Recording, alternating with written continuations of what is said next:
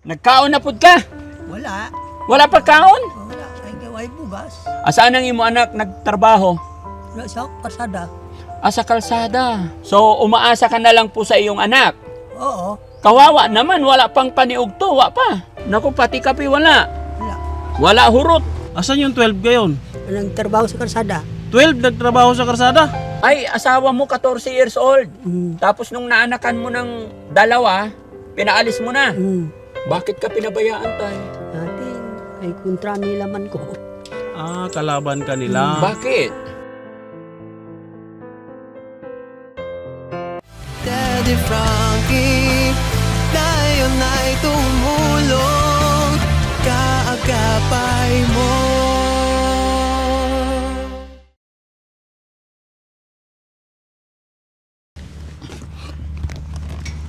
Yon, mga kababayan, mga kabarangay, no? Sa mapagpalang araw na naman po, habang kami ay naglalayag, nagbabiyahe dito sa kabundukan. Hindi ko alam kung anong bundok to, kasi lahat naman bundok, mga kababayan. May napansin kaming bahay dito, kaya kukumustahin natin. Mag-isa lang siya, nasilip namin, may nakatira, tatay. So titignan natin, mga kababayan, samahan niyo po ako para makausap natin, makumusta natin. Samahan nyo kami, mga kababayan. Matarik ka. Kuya Jesse, dito tayo. Dito ka lang sa aking tabi. Kay baka hindi, basig di ko masabtan ang ija pagsulti. May translator ba? Okay. Mauna ka, baka malaglag na naman ako. Ha? Baka malaglag na naman ako. Masakit ng katawan ko. Kailangan mauna ako. Oo. Bakit? Ako nakasalaw sa'yo. Patay. Ayo! Tao po! Kumusta po? Uman. Ayan. Tay, maayong adlaw. Oh. Kumustang kinabuhi diha? Dadog yun. Oo. Kumusta? Ikaw ra? Ako lang isa. Ikaw ra isa? Walang kasama? Wala. Bakit po? Iniwanan ko asawa. Ay, iniwan ka ng asawa. Oh. Tay, muli po, magandang hapon po. Kami po, ako po si Daddy Frankie. Oh. Kabalo ka, Daddy Frankie? Wala. Wala. Kabalo. Wala. Ang cute naman ng imong balay. Why mo ko tipahin mo sa balay ko?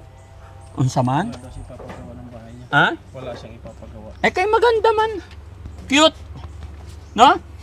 Nagkaon na pud ka? Wala. Wala pa kaon? Wala. Ay gaway bugas. Way bugas. Anong tanghalion? Paniugto? Wa? Wala.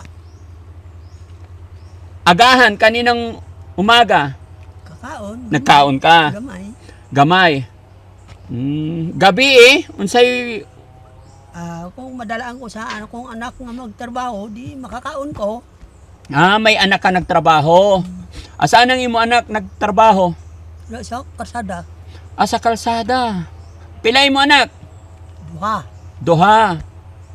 Pila na ikaw katuig? Ay ilang taon na po kayo, tay? Kuha na. 62. 62.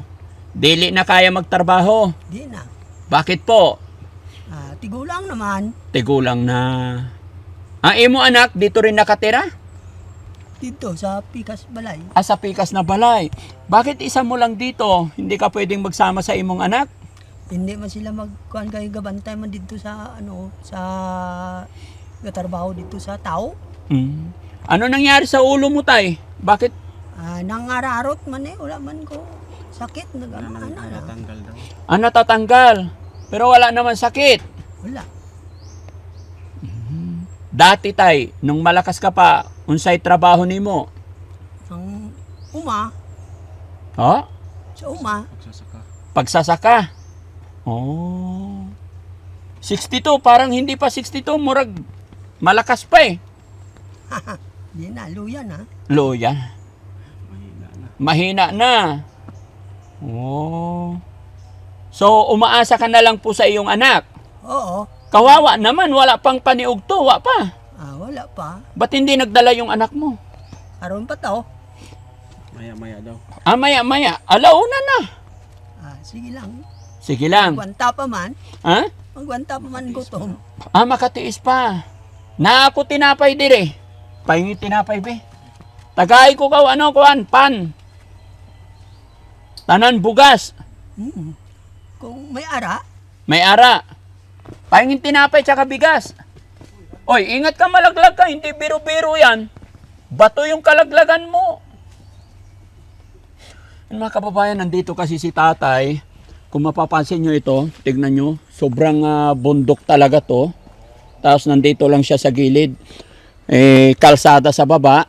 Natanaw namin yung kanyang bahay dito. Kaya kinumusta lang namin.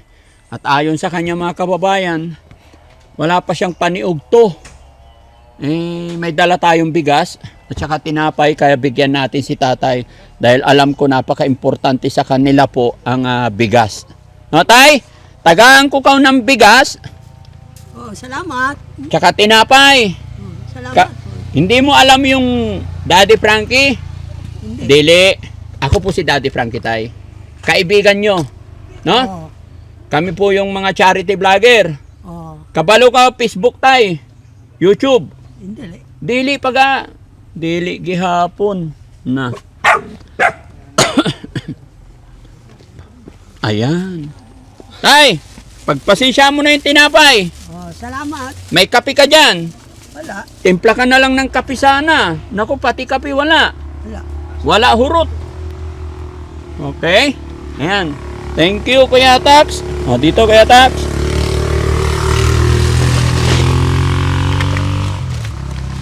Oh. Bastay. Salamat. Oh. Asa may mong asawa karon? Nasaan yung asawa mo? Wala ko balo kung asa. Gibiyaan ka, pila na katuig? 7 na. Tuig. 7 taon na. 7 taon na siya iniwan. 7 taon na No. siya iniwan. Imong mga anak, pila na yung mga edad? Nang isa ko, 12. 12? Asan yung 12 gayon? Anong trabaho sa karsada. 12 nagtrabaho sa karsada? Oo, kayo pigado man. Mahirap sige, to talaga. matrabaho. 12 years old, trabaho na sa kalsada. Hindi, ilan anak niya? Dalawa. Dalawa lang. Akala ko 12 yung anak. 12 years old pala, nagtatrabaho na sa kalsada. Yung anak niya. Yung anak niya. Hmm. Dalawa yung anak niya. Yung isang anak tay, pila ka tuig na? 10 anyos to, nagtrabaho sa, kuan, Gis at saka 12? nagdaod sa poster sa sigarilyo. Hmm. Maliliit. 10 at saka 12 yung anak niya, nagtatrabaho maliliit na. pa pala. Pigado kami, hindi mga trabaho Mahirap daw, kaya kailangan daw magtrabaho. Wala mga mahimo kundi magtrabaho. Wala na sila magawa, kundi magtrabaho lang. Bakit late ka na nag-asawa tayo? Bakit maliliit pa yung mga anak mo? Sige ko trabaho tong una sa sa uma. Nalingaw ko iko ka asawa. Nalibang ka, kaya hindi ka nakapag-asawa. Gulang na. Oh, tigulang na. Yung anak mo parehas lalaki? Oo, 2. Mabuti tayo, nagkaroon ka anak. Nagsiling man ang utod ko. Mga sawa ka kay para may mag-atiman sa imaw. Oo. Sabi Ay mo. kung hindi nagsiling ang sang utod ko, hindi ko mag-asawa. Kung hindi ka sinabihan ng imusilingan, di ka mag-asawa. Oo. Kapatid. Pero, bakit iniwan ka na asawa mo ka mo? Kay nana ko nga ang may anak kami. Nana ko nga ako atiman na ng bata ni mo. Sayo pa naglungag ka. Nagsinay mga hindi ngita ka man naglungag ni mo nga mayo. Ako ko di bulag lang ta kay hindi ko gusto ng magutman bata. Ano daw? Maghiwalay na lang daw sila, ayaw niyang magutuman yung mga anak niya. Kasi di marunong magdungag. Hindi malungag. Hindi marunong magsaing. Yung asawa? Yung asawa niya. Saan na siya karon? Wala ko kay balo kundi nang Pila ka tuig ang imo asawa? 7 na katuig ang pagbulag namon. Pagbulad. 7 taon na. Oo. Ilang taon po siya ngayon? Mga 30 na. Bata pa. Bata pa. Ata pa 14 man to na ako kay asawa. Ay, asawa mo 14 years old. Mm. Tapos nung naanakan mo ng 2, pinaalis mo na. Hindi raw marunong magsaing, kaya pinalayas na raw Pero niya. bata pa kasi. Oo, bata pa nun tayo. 14 years old. 14 years old. Kay kuan man gud to nang Nitibo. Nitibo yung... Nitibo yung naanakan mo, kaya nung naanakan mo na siya, nauli na siya sa kanila. Kay hindi kay balo maglungag. Hindi ka balo maglungag. Sige lang ko hilak. Kay ang anak na ko maguli ko hindi makakaon. Bata pa manggod. Ay mag-istorya mga anak ko nga ginagutuman. Hilak ko. Bisag na ay dungagon? Tamad man. Kahit may sasaingin daw, hindi nagsasaing. Kaya nagugutuman yung mga anak niya. Karon kaya ako kay pag amunan ni na balda ko. Di mo ko ka lakaw kaayo. Asa may mong bali? Diri. May bali ka dyan. Bakit ka nabalian, tay? Tumbabang ko diri. Natumba ka. Natumba Basta ka. nang diri ko. Nabali na pati kamay mo. So yung anak niya ngayon, 10 at saka 12. Yes. Munang hindi ko trabaho karon. Kaya Muna pala nga hindi siya siya makapagtrabaho. Pakidaan ko balay ko, hindi ko ka pa trabaho. Asa na po yung mga anak? Kung adlaw magbisita sa ako diri man magadto. Asa mo sila karon? So sa akuan gobra trabaho. Nagtatrabaho sa kalsada kahit saan ma-assign. Layo ra dire. Dira lang sa ubos Diyan lang sa baba. Pag humana na, asa na po na sila?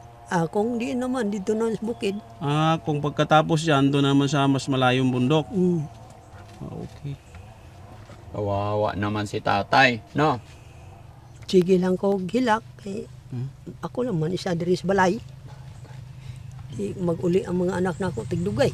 Gaano kahirap ang buhay dito, be? Sa kalisod ang buhay diri Ay hiram yugigay. Way magkukauban. Mahirap daw talaga kasi walang kasama eh.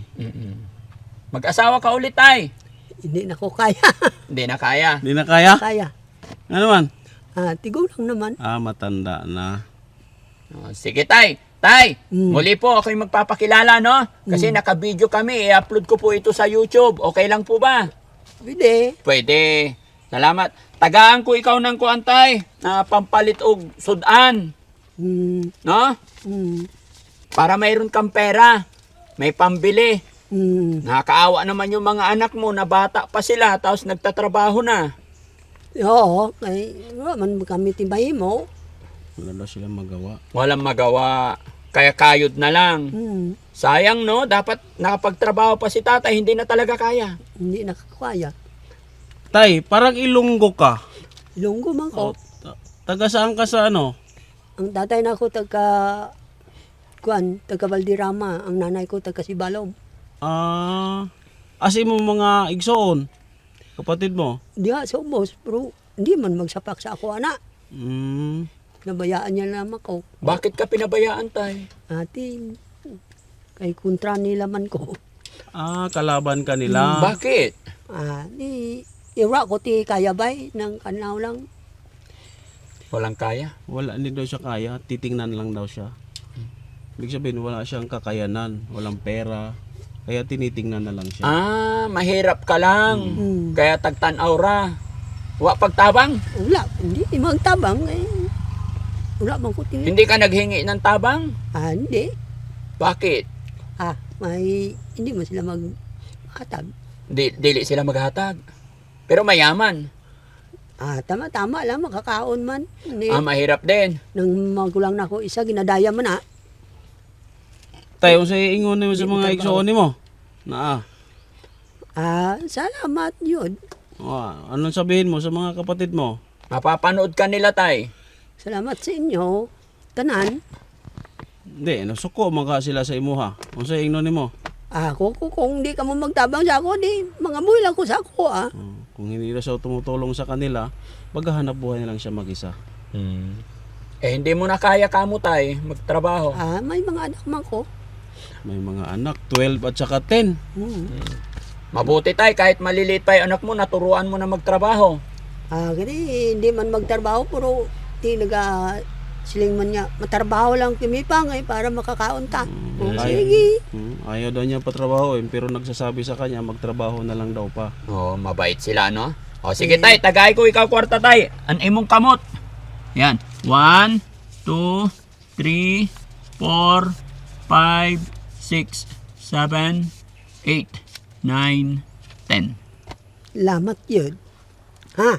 Walang ano man, tay. Salamat. Ha? Walang ano man po, tay. Kaya damo ging ka salamat sa inyong tanan. Ha? Kaya ako lagi ko sarang mahimo ba. Ang pirmi lang ko gahilak. Tiway mo ko mahimo ginabaligya pa ka utod na ko akong lupa. May tibilin. Binenta yung lupa mo ng kapatid mo. Karong ginakontra-kontra nila ko kay way naman ko lupa. Wala ka ng lupa ngayon kasi binenta nila. Asan yung lupa nila? Mayroon naman siya lang lupa. Ba't sa'yo ang binenta? Ay hikawan naman ko nga hindi ko makalupa. Inaapi ka nila. Oh. Hindi ka na pag-aral, tay? Grade 3 lang ko. Grade Kuto. 3. Kaya hindi niya maipaglaban yung sarili at karapatan niya. No? Yun ang mahirap talaga dito mga kababayan. Hirap sa kinabuhi, hirap sa pag-aaral, lisod na kinabuhi. So, tay, unsay gawon nimo sa kwarta na 5,000? Ipahimo na ako nigbalay ko. Di- Bakpalit og pagkaon, balik sudan, balit kape. Kape. Masaya ka ba, tay, na nandito ang Team Daddy Frankie? Saya. Masaya. Sa ingno nimo tayo, sa mensahe nimo. Napaigid ko sa inyo. Sa pa. Kay hatagan niyo ko og pangbakal kape. Sa pa. Ana lang. So, yun, mga kababayan, mga kabarangay, no? Si tatay na nadaanan natin at nalaman natin yung kwento ng kanyang buhay. Halos lahat po, mga kababayan, ng mga ating mga kababayan na nandito sa bundok, makikita talagang pare-parehas po yung daing, hirap sa bigas, hirap kumita ng pera. Kaya maraming salamat po. Isa na naman nating lolo ang natagpuan natin dito sa bundok na talagang ultimong kape, wala daw asukal. Ngayon tayo makakabili ka na ng kape. No. Palit ka kape tay, ha? Pagkain? Makapagsaing ka na? Ingatan mo yung bigas, baka mabasa. So mga kababayan, bago matapos ang bidyong ito, syempre ako'y magpapasalamat sa ating mga sponsors na sila ang dahilan kung bakit may bigas tayong pinapamigay dito ngayon. Si Ma'am Malu de los Santos, kay Ma'am Jenilita Kilding, at saka kay Ma'am Inday Okray TV. Dahil po si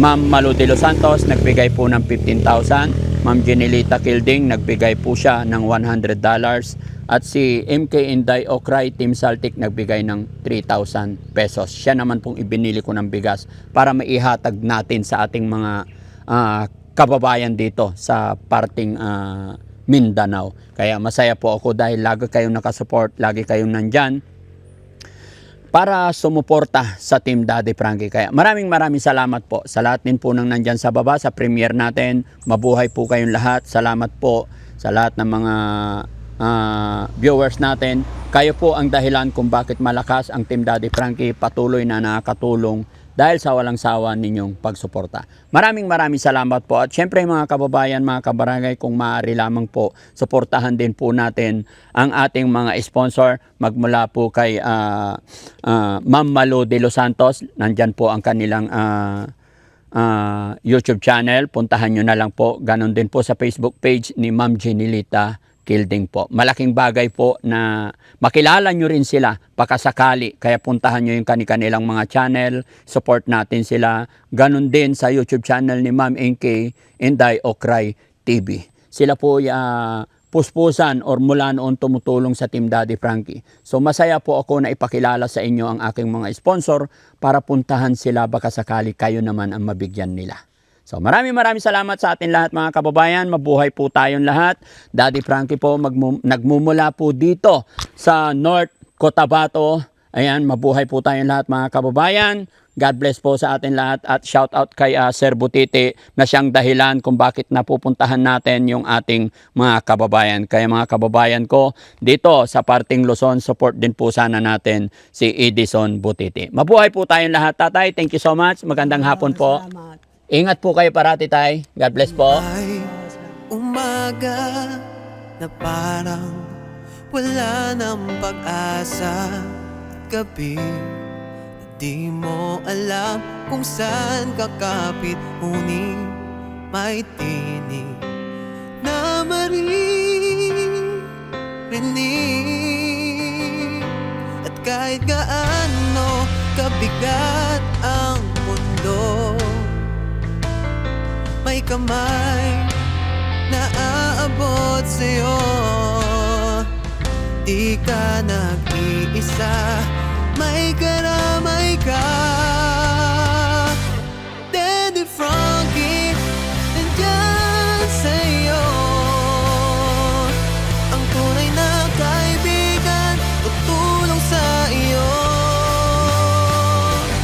Daddy Frankie, handang sumalot ng mga luwang di mo na kayang itago. Si Daddy Frankie, kasama mo tutulong, kaagapay